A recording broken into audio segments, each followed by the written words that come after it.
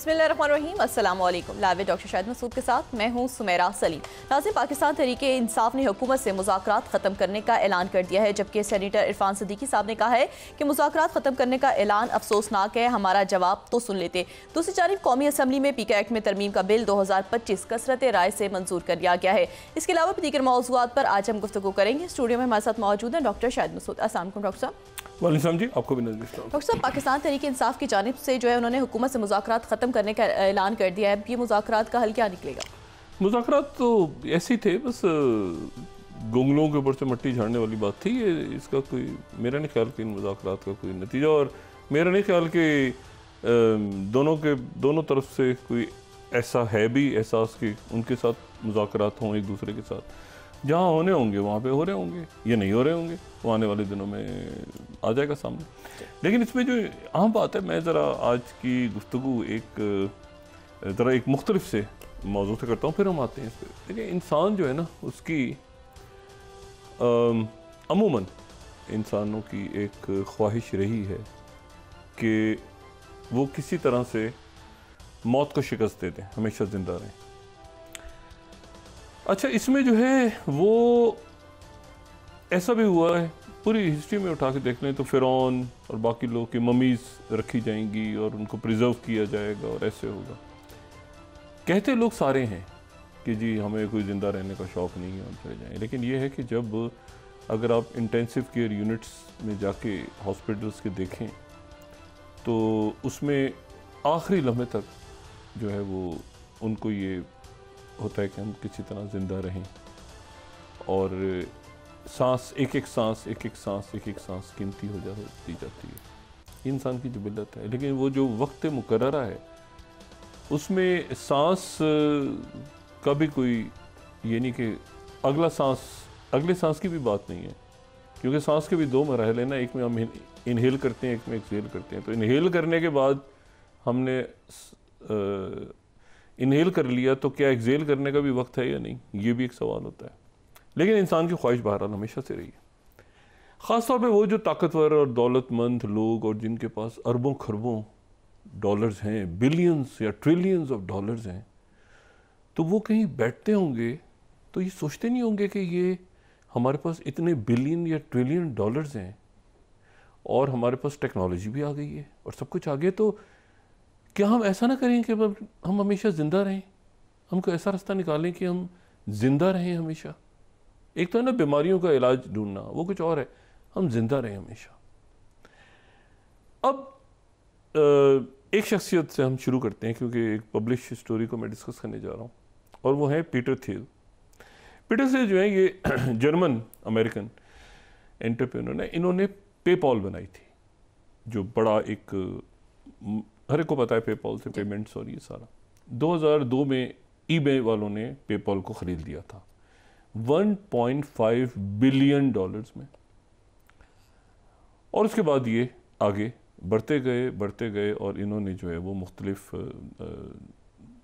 जो इन्वेस्टमेंट्स की, इन्होंने फेसबुक में भी इन्वेस्टमेंट की, बहुत कुछ किया। ये इलॉन मस्क के बहुत करीब है, और जो प्रेसिडेंट ट्रंप की एडमिनिस्ट्रेशन है उसमें भी इनका बड़ा इन्फ्लुएंस है। ज़ाहिर है ये टेक बिलियनर्स हैं बहुत से।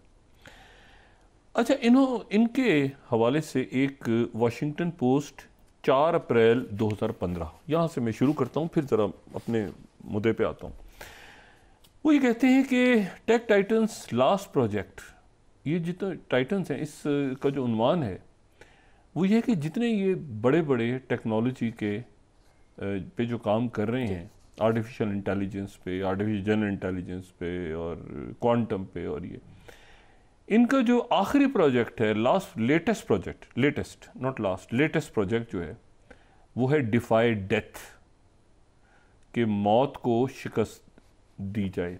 तो ये वॉशिंगटन पोस्ट में ये था कि 2015 में मौत को शिकस्त देनी है, ज़िंदा रहना है हमेशा। अच्छा, अब इसमें अगर हम देखें वाशिंगटन पोस्ट में, तो ये 12 लोग एक टेबल पे बैठे हैं, और उसमें पीटर थियल जो हैं वो डीप कन्वर्सेशन कर रहे हैं अपने जो गेस्ट हैं उनके साथ। इलेक्ट्रिक साइंटिस्ट हैं उसमें, उसमें एक्लेक्टिक साइंटिस्ट हैं जिनकी रिसर्च जो है वो रेडिकल है, और ये सारा उसमें 2004। अच्छा, ये 2004 की बात हो रही है, ये पब्लिश हुआ है 2015 में, लेकिन ये कहानी 2004 से शुरू है। वो कहते हैं थील जो है उन्होंने पेपॉल बेची है अभी नई नई, और ईबे को उन्होंने बनाया है, ईबे को बेची है, और वो जो है वो अपने आप को फोर सीजन्स होटल और यहाँ पे सारे बैठे हैं। ह्यूमन अपग्रेड हो गई, आइडियाज़ के जी सिलिकॉन वैली के बड़ी बड़ी फर्म्स हैं, ये सारी बैठे हैं। उसके बाद वो बात करते हैं कि जो गेस्ट हैं उसमें सिंथिया कहते हैं उन्हें, एक मॉलिक्यूलर बायोलॉजिस्ट, ये सारे लोग बैठ के बात कर रहे हैं। और फिर उसमें जो खाने के दौरान ये बात बढ़ती चली जाती है कि, और ये कहते हैं नंबर ऑफ लोग ये कह रहे हैं आपस में कि हमारी ज़िंदगी क्यों नहीं बढ़ती, हमारे पास इतना पैसा है। और फिर वो कहते हैं कि ये देखो, if you think you can only do very little and very incremental, बहुत हम थोड़ा सा, इतना पैसा है हम क्या करें। और फिर उसके बाद ये होता है कि जो थील उस वक्त 47 के हैं और उनके पास $2.2 बिलियन हैं, और 47 उनकी एज है, और वो कहते हैं कि it's those who have an optimism about what can be done that will shape the future. अच्छा, इन सब ने अब फेसबुक ये वो बनाई हुई, सब तैयार की हुई है इन्होंने, ठीक है। ये वॉशिंगटन पोस्ट की स्टोरी है। अच्छा, ये जितने एंटरप्रेन्योर्स हैं ये ड्रिवन है कि ये रिबिल्ड करें, रीजनरेटिंग करें और रीप्रोग्रामिंग करें पेशेंट्स के ऑर्गन्स की, ठीक है। अगर हम इसमें आगे चलें तो ये पेशेंट्स के ऑर्गन्स की, the entrepreneurs are driven by a certitude that rebuilding, regenerating, reprogramming patients organs, limbs, cells and DNA, ये जो है ये लोगों को लंबा जिंदा रखेगा और बेहतर, यानी बीमारी के साथ नहीं बल्कि सेहतमंद करके, हम अगर आगे चलें थोड़ा सा, अगर वो इसमें आ जाए तो।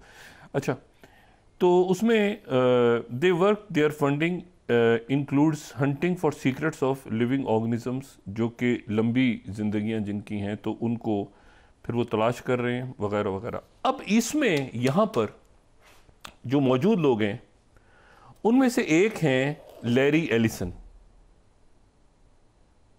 इस स्टोरी के मुताबिक जो मेहमान हैं उनमें एक जो है वो लैरी एलिसन है, और लैरी एलिसन जो हैं वो तकरीबन उनकी एज जो है वो 80 इयर्स है इस वक्त। वो भी इन लोगों में बैठे हुए हैं 2004 में।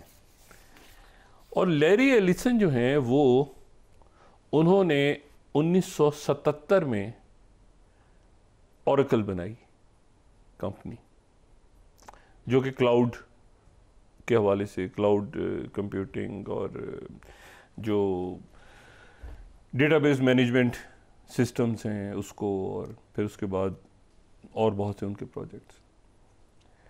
अच्छा, तो डेटा के आदमी है बेसिकली, लेकिन ये वो ये वो ओरेकल है जिसने 2 रोज़ पहले $500 बिलियन का स्टारगेट प्रोजेक्ट ओपन एआई के साथ मिलकर शुरू किया। तो जो 3 लोग हमें खड़े नज़र आ रहे हैं प्रेसिडेंट ट्रंप के साथ, उनमें एक शख्स जो है वो लैरी भी हैं। अच्छा, लैरी जो हैं, यहाँ तक तो बात हो गई कि लैरी उस वक्त, वो मैं बैकग्राउंड बता रहा हूँ कि उस वक्त वहाँ से हम शुरू करते हैं वॉशिंगटन पोस्ट की, कि वो बात कर रहे हैं कि डिफाई डेथ कैसे की जाए, तो ये उन लोगों में लैरी भी हैं। अब आ जाएं 2025 जनवरी, 500 बिलियन, हम बात कर रहे हैं $500 बिलियन की का एक प्रोजेक्ट जो अमेरिका में ही है।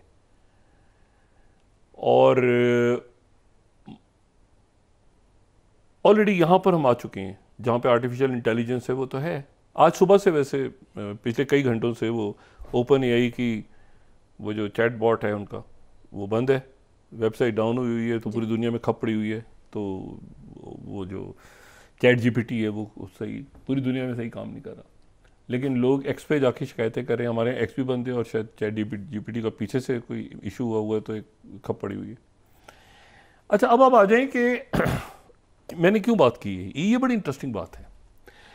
जो ओरेकल है, ये मैं यहाँ पे आपको बता रहा हूँ कि ओरेकल के जो सीईओ हैं लैरी, उन्होंने क्या बात की थी उस दिन, उनका इसमें क्या इंटरेस्ट है। तो हम यहाँ पे फिर ज़रा उनकी जो यहाँ पे हम फॉक्स को कोट कर देते हैं, मेरा ख्याल है फॉक्स बिजनेस को हम कोट करते हैं 23rd। अच्छा, वो जो है वो ये कहते हैं, ये बहुत इंपॉर्टेंट है जो बात यहाँ हो रही है। As Trump announce project Stargate a 500 billion AI joint venture, ठीक है, एलिसन डिटेल्ड, ये तो हम थोड़ा सा आगे चले गए मेरे ख्याल से, नहीं ये किसी और जगह पे, एक सेकेंड जरा, अच्छा चलिए वहीं से देख लेते हैं हम, जो भी स्लाइड आप लगा लें तो वहीं से उसको मैं देख लेता हूँ। अच्छा, ये जो है ना, ये फॉक्स बिजनेस, वो कह रहे हैं कि ओरेकल फाउंडर लैरी एरिसन, अब यहाँ से आप गौर करें ये क्या है बात, वो ये कहते हैं कि massive artificial intelligence infrastructure project जो है स्टारगेट के नाम से, वो कैंसर की वैक्सीन तलाश करेगा। कैंसर की वैक्सीन, ये ट्यूबरक्लोसिस की वैक्सीन की बात नहीं हो रही, मलेरिया की नहीं हो रही, ये कोई पोलियो की नहीं, कैंसर वैक्सीन। और प्रेसिडेंट ट्रंप ने इस हफ्ते अनाउंस किया था कि ओपन एआई और सॉफ्ट बैंक की फोर्सेस को ज्वाइन करेंगे और ये जो है इस टारगेट पे चले जाएंगे। और ये एलिसन जो है ये चीफ टेक्नोलॉजी ऑफिसर भी हैं, इन्होंने इंटरव्यू में कहा कि हिज कंपनी ये टूल्स बना रही है ओपन एआई के साथ और सॉफ्ट बैंक के साथ कैंसर वैक्सीन के लिए। अच्छा, अब कैंसर वैक्सीन क्या है, आगे जरा हम देखें। One of the most exciting things we are working on, again using the tools that Sam and Mesa are providing, is our cancer vaccine, Ellison said during a news conference with Trump in the Roosevelt Room of the White House on Tuesday. Ellison said कि early cancer detection can be provided with a simple blood test, and artificial intelligence can be leveraged to look at the blood test and find the cancers that are seriously threatening someone's health. यानी एक जो blood का test हुआ, आम blood test हुआ, तो blood test से artificial intelligence ये देख लेगी कि ये जो छोटा सा एक एबनॉर्मल सेल है, ये आगे 10 साल बाद या 20 साल बाद एक कैंसर बन सकता है। तो आम ब्लड टेस्ट से आर्टिफिशियल इंटेलिजेंस एक एबनॉर्मल सेल जो है वो ढूंढ लेगी कि ये अभी तो ब्लड में हल्का सा हुआ है, और वो ऐसा नहीं है कि कोई यानी कि डिटेक्ट हो गया, कोई ट्यूमर बन गया, नहीं, बहुत बेसिक लेवल पे एबनॉर्मल सेल को आर्टिफिशियल इंटेलिजेंस ने डिटेक्ट कर लिया। उसके बाद डिटेक्ट करने के बाद अगर इसको आगे पढ़ें आप 48 घंटों के अंदर, ठीक है, that beyond that once we gene की सिक्वेंसिंग करें कि ये कैंसर ट्यूमर है, you can then vaccinate the person, design a vaccine for every individual person to vaccinate them against that cancer, and you can make that vaccine, that messenger RNA vaccine you can make robotically again using artificial intelligence in 48 hours. यहां पे रुकिएगा, यानी इसका मतलब यह है कि दुनिया में जो भी 8 अरब लोग हैं, तो ये 8 अरब के लिए वैक्सीन नहीं है। ये वैक्सीन इस तरह से है कि हर शख्स यानी मेरा ये इंडिविजुअल आदमी के लिए, हर अलग आदमी के लिए आर्टिफिशियल इंटेलिजेंस उस शख्स के लिए 48 घंटे में एक वैक्सीन तैयार कर लेगी।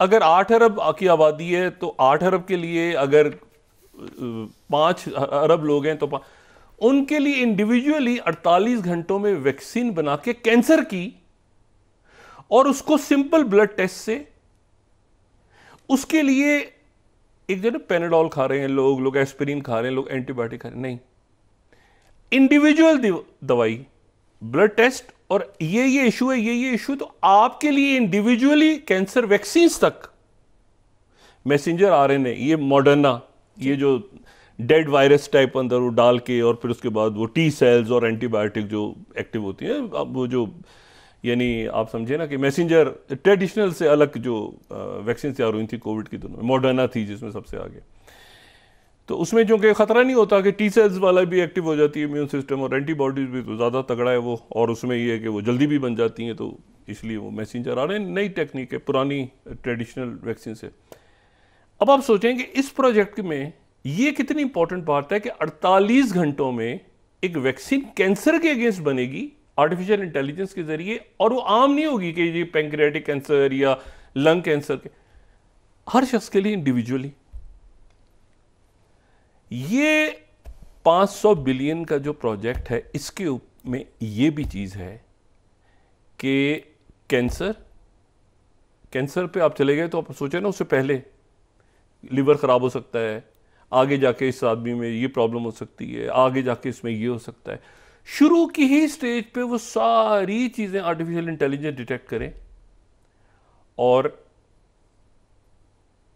जिंदगी डिफाइंग डेथ। क्या ये पॉसिबल है? क्या ये मुमकिन है? क्या ऐसा हो सकता है जो ये टेक, ये जो बात कर रहे हैं कि कैंसर की वैक्सीन बनेगी, और कैंसर की वैक्सीन अगर बन रही है तो और भी सारी चीज़ों की बनेगी जो, और वो बिलियनर्स या ट्रिलियनर्स जितने भी हैं वो अपने तक रखेंगे। क्या वो मौत को शिकस्त दे सकते हैं? डिफाइंग डेथ, ये मैं नहीं कह रहा, ये वॉशिंगटन पोस्ट का के कॉलम का जो ओपिनियन ऑपेड है उसका ये टाइटल था 2015 का। और अब वो कह रहे हैं, जो प्रेस कॉन्फ्रेंस ट्रंप के साथ की, कि हम कैंसर की वैक्सीन बनाएंगे आर्टिफिशियल इंटेलिजेंस से 48 घंटों के अंदर, इंडिविजुअल अलग अलग आदमी की, मतलब मैं हूं, मेरी कुछ और किन लोगों को दस्तयाब होगी? सारे लोगों को दुनिया में। जी, तो ये जो है ये अब जो अच्छा इसमें जो है वो अब ये बड़ी इंपॉर्टेंट बात है कि ये 500 बिलियन, अच्छा 500 बिलियन का मतलब ये हुआ, एक तो पहली जो गुफ्तगू हुई है उनकी प्रेसिडेंट ट्रंप की। अब जरा इससे हम निकल के देखते हैं कि और क्या हो रहा है साथ। ये इस पर नजर रखनी है, क्योंकि ये टेक, एआई जो है ऑयल नहीं है, डेटा भी ऑयल नहीं है, एआई इज इलेक्ट्रिसिटी, बिजली है। अब एआई इलेक्ट्रिसिटी है, ठीक है, जैसे बिजली जरूरी है इस तरह से एआई जरूरी है। अब इशू ये सारा कि 500 बिलियन, अच्छा इसके ऊपर थोड़ा सा झगड़ा भी हुआ है, क्योंकि जो इलॉन मस्क, वो कह रहे हैं कि सैम ऑल्टमैन के पास तो पैसे नहीं है इतने, ये जो ओपन एआई, चैट जीपीटी, वो सारा, वो कह रहे थे पैसे नहीं है। और मैं जानता हूँ, सॉफ्ट बैंक को भी जानता हूँ, उनके पास 10 बिलियन है, तो ये पैसे कहाँ से आएंगे 500 बिलियन से? उनकी नोक झोंक भी शुरू हुई है, उन्होंने एक दूसरे के खिलाफ वो एक्स के ऊपर पोस्ट भी किया है, ठीक है, उसने कहा कि तुम्हारे पैसे नहीं है। बीच में वो जो मतलब उसने कहा कि पैसे नहीं है, ठीक है ना, रॉन्ग, ये आगे से सैम ने जवाब दिया, पहले उसने कहा कि तुम्हारे पास पैसे नहीं है, रॉन्ग, ये they don't actually have money, तो इसके ऊपर जो है वो ये जवाब दिया सैम ने। फिर ये सैम का ट्वीट है, सैम ऑल्टमैन का, कि wrong, usually know what to come, visit the site first. ये जो साइट्स इनकी टेक्सास वगैरह में बहुत बड़ी जगहों पे ये डेटा सेंटर्स तैयार हो रहे हैं, और ओरेकल और ये सारे, चूँकि जाहिर सी बात है उसमें हैं इन्वॉल्व सारे। अब इसमें जो दूसरा जो इशू है, जो बीच में सत्या नडेला, जो बीच में माइक्रोसॉफ्ट, उन्होंने कहा मैं तो अच्छा ही हूँ भाई, अपने वो डेवॉस में है, तो उन्होंने कहा मैं अपने 8 बिलियन के साथ अच्छा हूँ, उन्होंने बीच में जो है वो डाल दिया अपना हिस्सा भी इस पूरी बहस में। अच्छा, लेकिन इशू ये है सारा कि ये जो 500 बिलियन है, अभी इसको यहाँ रखें, ये पूरे यूरोप के ऊपर, यूरोप के और पूरी दुनिया के ऊपर एक चैलेंज है बहुत बड़ा। यूरोपीय यूनियन का जो कमीशन है, उन्होंने अभी दिसंबर में 32nd स्लाइड देखें, 7 कंसोर्शिया उन्होंने बनाए 30, और उसके बाद उन्होंने एआई फैक्ट्रीज को बनाने के लिए यूरोप में उन्होंने 1 टोटल उन्होंने जो जमा हुए, जिसमें ईयू के पैसे हैं, ईयू के अपने जो उनका जो पैसा है आधा उसमें अपना है, बाकी जो उन्होंने दुनिया से और इधर उधर से इकट्ठा किया, कुल मिलू के वो 1.5 बिलियन इकट्ठा कर पाए यूरोज, 1.5 बिलियन यूरोज टोटल सारा यूरोप। और यहां पर 500 बिलियन, मतलब 1.5 बिलियन यूरोज और 500 बिलियन, 500 150 मतलब कोई मैच नहीं है। अच्छा, आज पिछले 24 घंटों में पहली जो गुफ्तगू हुई है किसी प्रेसिडेंट बतौर प्रेसिडेंट ट्रंप किसी गैर मुल्की शख्सियत से उनकी, तो वो उनकी सऊदी अरेबिया के जो वज़ीर आज़म और वली अहद हैं शहज़ादा मोहम्मद बिन सुलेमान, उनसे हुई है। अच्छा, उसकी जो वाइट हाउस की तरफ से मैं भी देख रहा था, उनकी तरफ से नहीं लेकिन सऊदी जो उनकी तरफ से जो आया है सामने, उनकी तरफ से जो एलामिया है, तो उसको मैं देख रहा था, तो उसमें तो बड़ी क्लैरिटी के साथ है कि जो उन्होंने बात की, प्रेसिडेंट सब कुछ किया, और फिर उसमें जो है वो 600 बिलियन डॉलर्स, 600 बिलियन डॉलर्स की इन्वेस्टमेंट की सऊदी अरेबिया की तरफ से बात हुई है अगले 4 सालों में। 600 बिलियन, इसके मेरे ख्याल से आखिरी हिस्से में था, वो शायद स्लाइड में नहीं आ रहा, लेकिन लास्ट में लिखा है 600 बिलियन, और अगर ज़रूरत हुई तो इससे ज़्यादा भी हो सकता है। ये इसमें ये लास्ट लाइन, ठीक है, 4 सालों में 600 बिलियन डॉलर्स की अमेरिका के साथ जो है वो ट्रेड और इन्वेस्टमेंट्स होंगी। अब ट्रेड कितनी होगी, इन्वेस्टमेंट्स कितनी होंगी, ये सब, और उसमें ये भी है कि पोटेंशियली बियॉन्ड दैट, आखिरी जो 3 अल्फाज हैं, पोटेंशियली बियॉन्ड दैट, गालिब इम्कान है कि इससे ज़्यादा भी हो सकता है। 600 बिलियन और आप ये देखें कि 500 बिलियन, यानी 1 ट्रिलियन क्रॉस हो गया है 4 दिनों में, 1 ट्रिलियन को क्रॉस कर चुके हैं। अच्छा, अब इसमें जो है इशू के ये, एक तो ये कि एआई क्या करेगी, यूरोप क्या करेगा, बाकी दुनिया क्या करेगी, ये टेक्नोलॉजी का एक अपना केस, और क्या डिफाई डेथ, और ये कैंसर के ऊपर, और ये डेटा लोगों का, ब्लड सैंपल्स, एआई मशीन्स, और कैसे क्या ये पॉसिबल होगा, क्या ये प्रोजेक्ट है, ये क्या ये कोई मैनहट्टन प्रोजेक्ट है एआई का? मैनहट्टन प्रोजेक्ट था जो सेकेंड वर्ल्ड वॉर के दौरान जो ये ओपनहाइमर और ये जो स्टार्ट हुआ था ना, जिसमें न्यूक्लियर मैनहट्टन 1,30,000, मूवी भी आई है अभी पिछले दिनों बड़ी ज़बरदस्त कुछ अर्सा पहले। तो क्या ये मैनहट्टन प्रोजेक्ट टाइप की कोई चीज़ है जो इतना बहुत बड़ा? देखिए ना, 500 बिलियन, मैं आपको सिर्फ ये बताऊं, 500 बिलियन को आप अगर सिर्फ ये देखें कि जो इनकी अपनी ज़ाती दौलत है, अगर इलॉन मस्क की 2025 में अगर हम देखें, जो रिचेस्ट दुनिया के लोग हैं, तो 421.2 जो फर्स्ट स्लाइड है, 421 बिलियन तो इलॉन मस्क के हैं। जो अमेज़ॉन के हैं वो 223 बिलियन डॉलर्स के मालिक हैं। लैरी एलिसन फिर ये तीसरे नंबर पे हैं, ये ओरेकल वाले, ये ध्यान में रखें, ये दुनिया के तीसरे अमीर तरीन शख्स हैं, ये जो जिन्होंने कहा है कि कैंसर को और बीमारियों को शिकस्त देनी है। फिर उसके बाद मार्क ज़करबर्ग हैं 202 बिलियन के, ठीक है। उसके बाद फिर बाकी शख्सियात हैं सारी, और उसमें जो है, लेकिन अगर आप इसमें चले जाएं, एनवीडिया के जो जेंसन हुआन है, उनकी अपने पास तो 117 बिलियन है उनके, लेकिन उनकी कंपनी जो है, अगर हम कंपनीज को देखें तो वो उनकी कंपनी जो है वो तो बहुत ऊपर है भाई।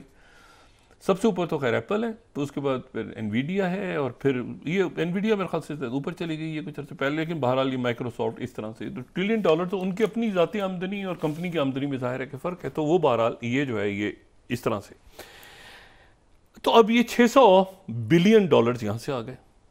अच्छा, डिवोर्स में अभी थोड़ी देर बाद ट्रंप डिवोर्स में खिताब करेंगे, यूरोप के लोग और पूरी दुनिया के लोग वहाँ जमा हैं, तो यूरोप के ऊपर स्पीच करेंगे वो वीडियो लिंक के जरिए, और वर्चुअली एड्रेस होगा, तो वो उस पर हम कल बात करेंगे। यूरोप के लोगों से क्या बात की, यूरोप तो इस वक्त बिल्कुल ही अजीब सी पोजीशन हो गई ना कि भाई इतना बड़ा हम यूरोप यूनियन, और वहाँ पे हम जनाब 1.5 बिलियन से हम, मतलब ये तो कोई मैच ही नहीं। एनर्जी कहाँ से आएगी, गैस जंग के नतीजे में वो बर्बाद, उधर साथ ही कुछ सरपैर, मतलब ये कैसे हो गया भाई सारा। और वो सारी चिप्स वगैरह सारी वहीं पे लगाएंगे अपने मुल्क में ही, और साथ ही वो बाहर भेज रहे हैं, बाहर के लोगों के वीज़े ख़त्म हो रहे हैं, ये ख़त्म हो रहा है, वो ख़त्म हो रहा है। अमेरिका के प्रेसिडेंट है ना भाई, मसला ये कि हमारा ख्याल है कि ट्रंप जो है वो पूरी दुनिया का प्रेसिडेंट को, अमेरिका का प्रेसिडेंट है, वो पहले अपनी मफादात को वो देखेगा। शी जिनपिंग जो है वो चाइना को देखेंगे, मुल्क अपने मुल्कों को देख रहे हैं ना, अपने मुल्कों के, तो उन्होंने अपने मुल्क को देखना है। तो वो जो है उन्होंने कहा कि मैक्सिको बॉर्डर, अच्छा जो मार्को रूबियो हैं जो सेक्रेटरी स्टेट, उन्होंने तो वो तो आ गए फुल फॉर्म में, उन्होंने वो पहली नॉमिनेशन उनकी हो गई। जेडी वैंस ने उनसे ओथ लिया सेक्रेटरी स्टेट का, और उन्होंने बहुत सारी मुलाकातें उनकी पहले तो वहाँ क्वाड में हो गई थी उनकी, इंडिया और जो ऑस्ट्रेलिया और जापान के फॉरेन मिनिस्टर्स वहाँ पे थे उनसे हो गई थी। फिर उसके बाद जो है उन्होंने मुख्तलिफ लोगों को से टेलीफोन पर बात की। अच्छा, सऊदी अरेबिया के फॉरेन मिनिस्टर से भी बात की, हालांकि प्रेसिडेंट से उनके जो MBS हैं वो बात कर चुके थे, लेकिन उन्होंने भी बात की। UAE के फॉरेन मिनिस्टर से भी उन्होंने बात की। उन्होंने जो है वो इंडोनेशिया के फॉरेन मिनिस्टर से बात की, और इंटरेस्टिंगली उन्होंने नेतन्याहू से बात की। नेतन्याहू से प्रेसिडेंट ट्रंप ने नहीं बात की, नेतन्याहू से सेक्रेटरी स्टेट ने बात की। और अमरीकी रवायात के बरक्स, जहाँ पर हमेशा अमूमन ऐसा होता है कि जो सेक्रेटरी स्टेट हैं वो अपने किसी मजबूत अलाय का दौरा करते हैं, ठीक है। रेक्स टिलरसन थे तो वो मेरा ख्याल है कि सबसे पहले वो जर्मनी गए थे, और एंथनी ब्लिंकन जो है वो जापान गए थे सबसे पहले। ये सबसे पहले लैटिन अमेरिका से स्टार्ट कर रहे हैं अपना दौरा, और चंद दिनों में पहला मुल्क जिसको ये विजिट करेंगे वो होगा पनामा, जिसको लेने की बात की है। तो वहाँ अमेरिकन सेक्रेटरी स्टेट खुद जा रहे हैं पनामा जाएंगे, फिर उसके बाद वो एल सल्वाडोर जाएंगे और डोमिनिकन रिपब्लिक भी जाएंगे आगे पीछे, लेकिन लैटिन अमेरिका से स्टार्ट कर रहे हैं। चाइना इसको कैसे देख रहा है, अब ये अभी सामने आएगा ये सारा मंजर। दूसरी जो बात है वो इंटरेस्टिंग ये है कि जो डेवोस में जाहिर है कि वहाँ पर बहुत मुलाकातें हुई हैं, और मिडिल ईस्ट, एक तो ये डेवोस का जो इस साल जो फोरम है, ये जो एनुअल फोरम है वर्ल्ड इकोनॉमिक फोरम, उसका जो टाइटल है वो ही आर्टिफिशियल इंटेलिजेंस है, लेकिन वहाँ पर बायलैटरल मीटिंग्स बड़ी इंटरेस्टिंग हुई हैं। और सबसे इंटरेस्टिंग तो मीटिंग्स जो हैं वो जाहिर है कि मुख्तलिफ पैनल्स में सऊदी जो वज़ीर ख़ारजा वो वहाँ पे मौजूद, ईरान के नायब सदर वहाँ मौजूद, और नायब सदर उनके जवाद ज़रीफ़ हैं, उनके साथ वज़ीर ख़ारजा भी हैं। जवाद ज़रीफ़ वो हैं जो कि नायब सदर भी हैं ईरान के, लेकिन साथ उसके वज़ीर ख़ारजा भी रहे हैं, और बड़े अरसे तक वज़ीर ख़ारजा रहे हैं, और बड़े पॉपुलर हैं। ये अक़वाम मुत्तहिदा में भी रहे हैं, बड़े ज़बरदस्त, बड़े मज़ेदार पर्सनैलिटी इनकी, जवाद ज़रीफ़ साहब की। तो ये जो है ये वहाँ पे मौजूद हैं। अब इनके जो वज़ीर आज़म और वली अहद हैं कतर के, वो भी वहाँ पे हैं, वो जिन्होंने पूरी गज़ा की डील्स और ये सारे, ठीक है, और उसमें वो भी वहाँ पे मौजूद हैं, और सऊदी अरेबिया के फॉरेन मिनिस्टर भी मौजूद हैं, और ईरान के जो फॉरेन मिनिस्टर हैं, तो इनकी आपस में मीटिंग, ईरान सऊदी अरेबिया की मीटिंग नहीं हुई, ईरान कतर की मीटिंग ज़रूर हुई है, और वहाँ पे जो है वो मशरिक़ वस्ता डिस्कस हो रहा है, बहुत ज़्यादा यूरोप भी डिस्कस हो रहा है, बायलैटरल मीटिंग। लेकिन सबसे ज़्यादा जो इंटरेस्टिंग मीटिंग है वो सीरिया के फॉरेन मिनिस्टर, अभी ये जो नई गवर्नमेंट आई है अभी, उनके जो फॉरेन मिनिस्टर हैं, और इंटरेस्टिंग बात ये उनके फॉरेन मिनिस्टर हैं, ये सीरिया के फॉरेन मिनिस्टर हैं जो कुछ अर्से पहले नुसरा फ्रंट और ये और वो स्टेज शेयर किसके साथ करें, टोनी ब्लेयर के साथ, और जबरदस्त किस्म की इंग्लिश में ये शाम अभी जो पिछले मेरा महीना 1.5 महीना भी नहीं हुआ, उनके फॉरेन मिनिस्टर डेवोस में टोनी ब्लेयर के साथ स्टेज शेयर करें, टोनी ब्लेयर उनसे गपशप लगा रहे हैं।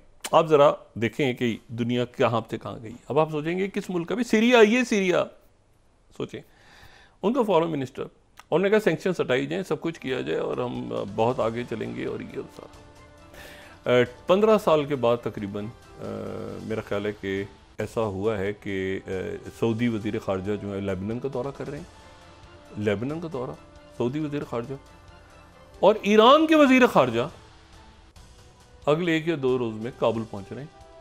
जी, ब्रेक के बाद डॉक्टर काबुल, अफगानिस्तान। जी नाज़रीन वापस आते हैं छोटे से ब्रेक के बाद।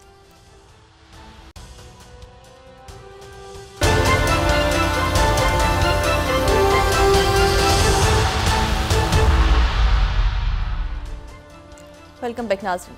डॉक्टर साहब, कौमी असम्बली में पीका एक्ट में तरमीम का बिल 2025 भी कसरत राय से मंजूर कर लिया गया, एहतजाज भी किया गया काफ़ी इस बिल के हवाले से। ये मुझे तो नहीं पता कि इसमें सच ही, ये बड़े ऐसे है कि वो बड़ा सब्जेक्टिव सा है, सही क्या है, गलत सच क्या है, किसको किस वक्त सरकारी सच क्या है, सरकारी गलत बयानी क्या है, वो क्या, मतलब मिसाल के तौर पे जैसे ये इरशाद हसन खान साहब के हवाले से खबर आई हुई है नसीम अशरफ साहब की किताब में गालिबन कि उन्होंने बताया, बयान किया कि बिल क्लिंटन जो पाकिस्तान आए थे तो उन्होंने जाके बात की। अब वो सही कह रहे हैं जो, या जैसे इरशाद हसन खान साहब ने कहा ऐसा कोई वाक़या नहीं हुआ, मुशाहिद साहब भी कह रहे हैं कि ऐसा वाक़या हुआ था। तो अब किसी एक पे तो पीका लगना चाहिए कि नहीं, ये तो मेन स्ट्रीम में बात हो रही है ना, लेकिन ये हो रहा है। तो सोशल मीडिया तो काबू में कभी आ ही नहीं सकता। अब जो मर्ज़ी कर लें, सोशल मीडिया जो है आज की दुनिया में वो काबू नहीं आ सकता। अगर काबू में आप उसे बहुत ज़्यादा करेंगे तो लोग जो हैं वो ये आपकी जो टेक्नोलॉजी इसकी रेस से बाहर हो जाएंगे। तो आपने आज़ादी इज़हार राय भी रखनी है और आपने उस तरह चलना भी है जैसे कि चाइना और अमेरिका और बाकी मुल्क चल रहे हैं, लेकिन आपने ये बिल्कुल नहीं कहना कि ये बंद कर दो, इसको उठा के 4 साल के लिए अंदर डाल दो। और ये तो फिर इस तरह से तो मतलब सुबह शाम तरदीदें हो रही होती है ना, इसने ये नहीं कहा, उसने वो नहीं कहा, फलाना नहीं कहा। अब मैं किसी से पूछूँ कि यार, मैं कहूँ कि यार मेरी फ़ोन पे बात हो रही थी और उस आदमी ने तो कहा था कि इस वक्त दिन है, तो क्या ये खबर गलत होगी? पता चला मैं अमेरिका बात कर रहा था किसी आदमी से, तो वहाँ तो दिन था। तो मतलब है कि ये ऐसी मैंने कहा ना, आपकी मैं कहूँ कि हमास जो है कि वो दहशतगर्द तंजीम है या वो आज़ादी के लिए लड़ रहे हैं। तो ये सारा डिपेंड करता है ना कि आप कहाँ पे किस पैराए में ले रहे हैं मामलात को। तो ये जो है ना, ये पीका ऑर्डिनेंस और ये सारे ये चलते रहेंगे। ये असल जो इश्यूज हैं वो मुल्क की रियासत के कुछ और हैं इस वक्त। अच्छा, अब आ जाएं कि जनाब ये अब आप देखें कि मिडिल ईस्ट के अंदर, अच्छा हफ्ते को आ रहा है, हफ्ते को ख़त्म हो रहा है परसों, यानी 7वां दिन ख़त्म हो जाएगा। तो अब सवाल ये है कि वो पहले तो 3 ख़वातीन को छोड़ा गया वहाँ से, उन 3 ख़वातीन के बदले में 90। अब ये बात हो रही है कि 4 या 3 या शुरू के फेज़ में जो कि 42 दिन है, 33 ने रिहा होना है ना, 33 ने, और 33 के बदले में उधर तकरीबन 1900 कैदियों ने रिहा होना है जेलों से।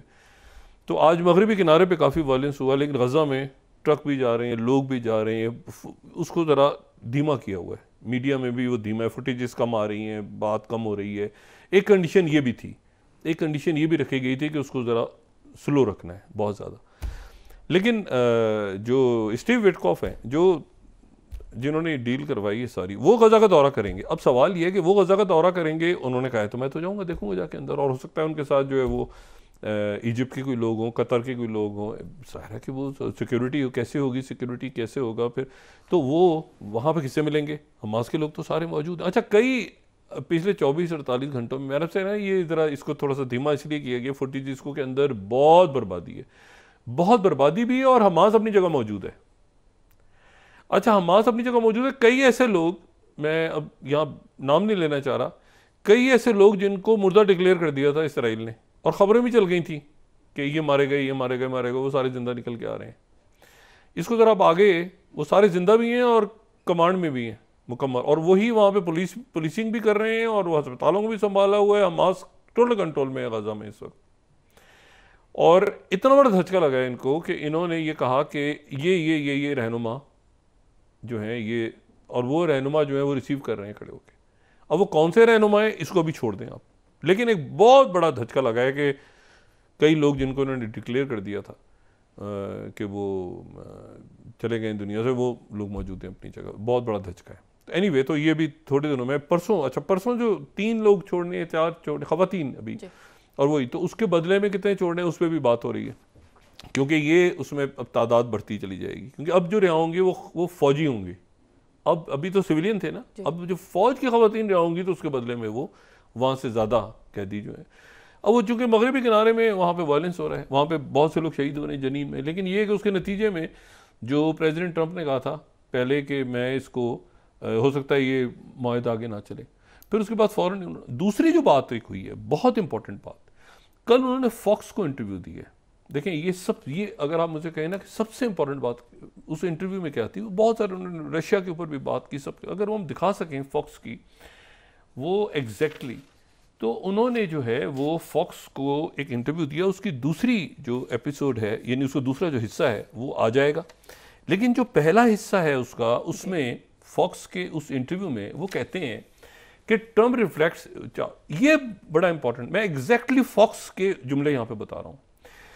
दिस गाय वेंट अराउंड, ये बात कर रहे हैं प्रेसिडेंट बाइडेन की, प्रेसिडेंट बाइडेन की बात करें, ये हर एक को पार्डन देता फिर रहा था। And you know funny thing, may be the sad thing is कि इसने अपने आप को पार्डन नहीं दिया, प्रेसिडेंशियल पार्डन, अपने आप को पार्डन देना भूल गया। मैंने बात ये कल की थी गालिबन या परसों कि ये जो बाइडेन के पीछे पर्सनली जाएगा ट्रंप, उसने कहा ये सबको पार्डन देता फिर रहा था, ये अपने आप को पार्डन देना भूल गया। और ये तो बड़ी एक अफसोस की बात है, बड़ी बदकिस्मती की बात है कि अपने आप को इसने पार्डन नहीं किया। तो ये तो प्रेसिडेंशियल पार्डन से ही बाहर है। और मैं बहुत, फिर ये इंटरव्यू में इन्होंने कहा है कि मैं बहुत तकलीफ़ों से गुजरा हूँ, मैंने बहुत इसमें इस दौरान सफ़र किया है, सब कुछ मैंने किया है, बहुत परेशानियाँ देखी हैं। तो ये सारे लोग जो हैं जिन्होंने मुझे ये दुख पहुँचाए हैं, क्या ये आराम से घूमते रहेंगे? तो ये जो जुमला है ना उनका, ख़ास तौर पे ये जुमला मेरा ख्याल से जुमला पूरे इंटरव्यू में, बाकी तो इन्होंने चाइना की भी बात की, बाकी इन्होंने बात की, ये जो बात की है ना कि मैं जो हूँ वो, ये टाइम्स को देखें 16th, what Trump said on, ये हैनिटी शो जो उनके हैं उसमें उन्होंने बात की थी। तो टाइम्स ने, टाइम्स मैगजीन की मैं बात कर रहा हूँ, उन्होंने फिर ये इसको इस तरह से कोट किया है, इट्स रियली हार्ड टू से कि ये जो है कि they shouldn't have to go through it also, ठीक है ना। बाइडन ने जो है वो अपने आप को, बाइडन ने अपने आप को पार्डन सबलिंग कर दिया और स्पाउसेस को भी कर दिया। और ये कि वो खुद अपने आप को, ट्रम्प सेट के Biden set amazing president for him to follow, और वो अपने आप को नहीं कर सका।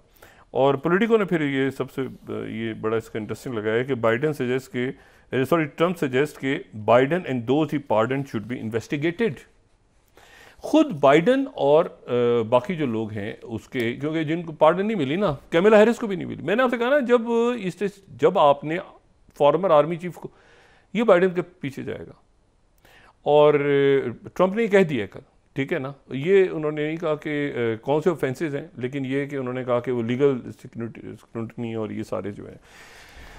अच्छा, फिर अब इशू ये है कि ये यहाँ पे वो डीप स्टेट वाला मामला वो आगे चला गया, पैसे बहुत ज़्यादा इन्वेस्टमेंट्स आ गई, बहुत ह्यूज इन्वेस्टमेंट्स। अभी अच्छा वो अलग चल रहा है, वो जो उनकी अपनी क्रिप्टो करेंसी वो बढ़ती जा रही, उसमें बिलियंस और बिलियंस आते हैं, जो लोग पूरी दुनिया से उसको इन्वेस्ट कर रहे हैं, उसको भाव बढ़ रहा है। साथ ही ये इन्वेस्टमेंट्स आ गई 501 और 601 4 सालों में। और इसमें जो है वो यूएई तो ऑलरेडी पार्टनर है उसमें, एआई प्रोजेक्ट में यूएई ने तो पहले से इन्वेस्टमेंट की हुई है। ये जो 500 बिलियन का प्रोजेक्ट है, मैंने कल भी बात की थी, MGX जो कंपनी है उसमें, वो तो यूएई का इन्वेस्टमेंट फंड है। अच्छा, अब ये बात बड़ी एक इंटरेस्टिंग, अच्छा शिबानी यानी फॉरेन मिनिस्टर सीरिया के टोनी ब्लिंकर के साथ बैठे हैं, वो जो कि अभी जिनका नाम निकला है लिस्ट में से, पहला जो टर्किश जो एयरलाइंस है वो आज डेमास्कस लैंड हुई है, मेरा ख्याल है कोई 15 सालों के बाद लैंड हुई है यहाँ पे डेमास्कस में, मुसाफिर त्यारा, तो उसमें कुछ 300 के करीब उसमें पैसेंजर फ्लाइट, कतर एयरवेज़ और सऊदी एयरवेज़ और ये तो सारे पहले से, यूएई और ये सारे स्टार्ट कर चुके हुए हैं पहले से। लेकिन टर्किश एयरलाइंस आज, टर्की तो पहले से आ रहे थे जहाज़, लेकिन पैसेंजर अब बाकायदा शुरू हो गया। तो सीरिया खुला है कहाँ पे? वर्ल्ड इकोनॉमिक फोरम में, टोनी ब्लेयर के साथ पहली एंट्री उनके फॉरेन मिनिस्टर की, शिबानी जो है। अब देखिए मुल्क किस तरह। अच्छा, ईरान जो है, ईरान के वहाँ पर मौजूद थे जो जवाद ज़रीफ़ हैं, और जवाद ज़रीफ़ मौजूद थे वहाँ पे। उन्होंने कहा कि भाई ये तो हमें तो नहीं पता था 7 अक्टूबर का, हमें क्या पता था 7 अक्टूबर 2023 का, हमें नहीं बिल्कुल पता था। अच्छा, और दुनिया ने सुना उनको कि अच्छा आपको नहीं पता था? उन्होंने कहा हमें नहीं पता था। उनकी मुलाकात कतर से हुई, उनके वज़ीर ख़ारजा काबुल अफ़गानिस्तान जा रहे हैं। इधर पुतिन तैयारी पकड़ रहे हैं कि यहाँ पे ये जो भी कुछ हो रहा है, देखें अगर आप लैंड मास देखें ना रशिया का, जो मैं पहले भी बात चुका हूँ कि 7 टाइम जोन्स हैं दुनिया का। नक्शा देखें ना, रशिया अब एशिया में आ गया, यूरोप में तो यूरेशिया में है, जहाँ पर भी, मैं तो खैर यूरोप और एशिया को एक ही हमेशा कहता हूँ। एनीवे, तो आप देखें इतने बड़े, अब इतनी एनर्जी, इतने रेयर अर्थ मिनरल्स, इतनी खाली ज़मीन, ये साइबेरिया, वो काज़ाकिस्तान, फलाना, इतनी बड़ी जगह है कि यूरोप जो है वो EU के जो मुल्क हैं, छोटे छोटे मुल्क, ये देख रहे हैं बैठ के कि भाई ये उधर हमें जंगों में घुसा के, और नेटो फलाना और टैरिफ हमारे ऊपर, पता नहीं क्या क्या मुसीबतें क्या, तो और हमारी गैस भी गई और ऑयल भी। अच्छा, ये वहाँ पे ऑयल भी है, वहाँ पर गैस भी है, रशिया के पास सस्ती भी है, चीज़ें भी हैं। वो अगर यहाँ पे टैरिफ लगते हैं तो क्या वो दूसरा ब्लॉक बनेगा, वो उधर से लेंगे। ले तो अभी भी रहे हैं खामोशी, वहीं चुपके चुपके तो आ रहे हैं, रशिया की गैस वैस आ रही है वहाँ पे, तो उसके बगैर तो काम। ये वो अमेरिका के साथ नेटो का फ्यूचर क्या है। यूरोप के अंदर जो राइट विंग की जमातें ट्रम्प के करीब हैं, अब उनसे पूछना शुरू कर दिए उनके लोगों ने कि भाईजान आप हैं तो राइट विंग के बहुत अच्छे, मगर ये ट्रम्प जो टैरिफ लगाएंगे तो सबके ऊपर लगाएंगे ना, हमारे ऊपर भी लगेगा, इन पे भी लगेगा, उन पे भी, सारे वोटर इसमें उनकी ऐसी तैसी फिरी जाएगी। तो आपने क्या बात की ट्रम्प से कि हमारे लिए वो फंस गए कि हम ट्रम्प के साथ तो खाना खा के आ गए हैं, लेकिन जो टैरिफ लगेंगे वो तो सारे मुल्कों पे लगेंगे, तो उसमें हम भी जाएंगे। और हमारी तस्वीरें कि ट्रम्प के साथ बैठे हुए, तो क्या अपने गोलगप्पे खाने गए थे या अपने मुल्क की बात करने गए थे? तो ये जो है, और अमेरिका अपने आप को बिल्कुल ये जो टेक्नोलॉजी है उसके हवाले से उसने पूरी दुनिया का पैसा, रिसोर्सेज, साथ ही ये जो इमिग्रेशन लॉज हैं, साथ ही ये जो बाकी उनके सारे, तो ये बिल्कुल मुझे ऐसा लगता है। और अब देखें कि बात क्या हो रही है, कैंसर वैक्सीनेशन, बात क्या हो रही है कि क्वांटम पे पता नहीं, और आम लोगों के लिए तो बहुत थोड़ी सी चीज़ है ना, असल तो डाटा और सारा और लो कब से। तो अब सवाल ये है कि बाकी दुनिया अब क्या करेगी, अपने लार्ज लैंग्वेज मॉडल्स बनाएंगी, या ये कि उनकी टेक्नोलॉजी को ही देखती रहेगी और फिर उसके बाद एजेंट्स पे और इधर उधर रुकी रहेगी, ये एजेंट फलाना ढिमाका। और चाइना किस तरह से रिस्पॉन्ड करेगा? चाइना ने अभी कहा है कि हमें नहीं, कोई मार्को रूबियो की तरफ से हमें कोई, ट्रम्प से तो बात हो गई थी शी जिनपिंग की, लेकिन ये है कि अभी एज सच कोई मार्को रूबियो, क्योंकि वो चाइना हॉक हैं, तो उनके बारे में चाइना में बड़ा कंसर्न है और ये पनामा जा रहे हैं पहले। तो अगली मूव चाइना क्या करता है और प्रेसिडेंट ट्रम्प यूरोप से कैसे भुगतते हैं, ये देखना है। जी बहुत शुक्रिया डॉक्टर साहब। नाज़रीन, के साथ ही आज का प्रोग्राम अपने इख्तिताम को पहुंचा। मुझे सुमेरा सलीम को इजाज़त दीजिए। अल्लाह ने के बाद जी डॉक्टर साहब, अपना दोस्तों रिश्तेदारों को दुआ के लूँगा, सब ख्याल रखिएगा। अल्लाह हाफ़िज़।